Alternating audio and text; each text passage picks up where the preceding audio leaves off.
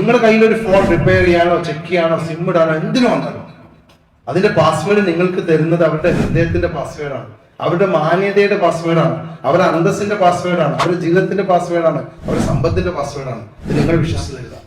Customer phone തന്നത് repair ചെയ്യാനാണ്, repair ചെയ്യാൻ ചെക്ക് ചെയ്യാം, അവരെ ഗാലറി നോക്കാൻ, അത് തുറക്കാൻ ആർക്ക് അധികാരമില്ല, ആർക്ക് അവകാശമില്ല, അത് പാടില്ല. കാരണം അത് തുറന്നോ എന്നുള്ളത് അവരറിയും. ഒരു ചീത്ത പേര് അത് 10 പേരല്ല, ഇന്നത്തെ കാലത്ത് 1000 പേര് കാണും.